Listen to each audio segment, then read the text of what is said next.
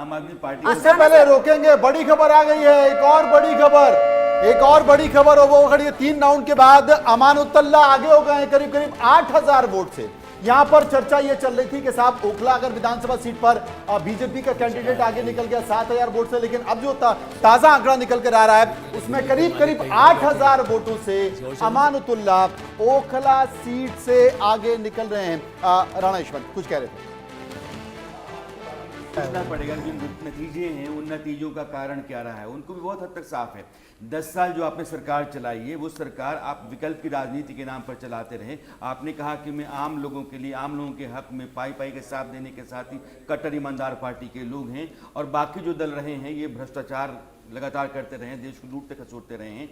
लेकिन 10 साल बाद दिल्ली की वही जनता जो आपको 50% से ज़्यादा वोट दे रही थी, पिछले चुनाव में 53% के आसपास वोट था, इस बार आपके पास 43%, 10% सीधे सीधे वोट घटता है और बीजेपी कमोबेश 10% बढ़ती है।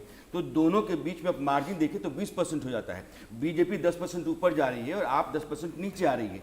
20% वोट ये बहुत मायने रखता है और इसने इस नतीजे को बहुत हद तक तय करने में बड़ी भूमिका निभाई है। 28 सीटों के साथ आज की तारीख में आम आदमी पार्टी है। सबसे बड़ी बात यह कि अरविंद केजरीवाल जो पार्टी का चेहरा हैं, जो उसके मुखिया हैं, मुख्तार हैं, उनके नाम पर पार्टी लगातार लड़ती रही है, वो जूझ रहे हैं और लगातार पीछे चल रहे हैं। अरविंद केजरीवाल अपनी कॉन्स्टिट्यूंसी में जहाँ से शीला दीक्षित को उन्होंने हराया, 2 बार प्रचंड बहुमत के साथ वो सत्ता में लौटते रहे हैं। इस बार वो अपनी जीत के लिए वहाँ जद्दोजहद कर रहे हैं और ये अपने आप में एक बड़ा सच है आम आदमी पार्टी के सामने, जिसको रख करके पार्टी को सोचना चाहिए कि उसने 10 साल में क्या किया है।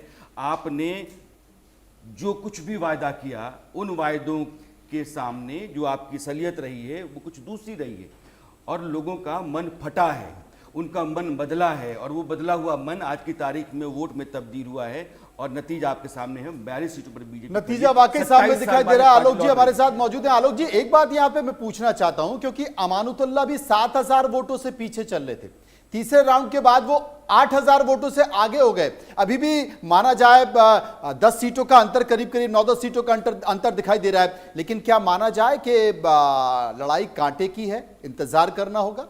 मनोज जी देखिए, मैंने पहले भी कहा कि सीपी जोशी जो राजस्थान के मुख्यमंत्री पद के उम्मीदवार थे वो 1 वोट से हारे और उसके बाद मुख्यमंत्री नहीं बन पाए आज तक, बाद में केंद्रीय मंत्री बने।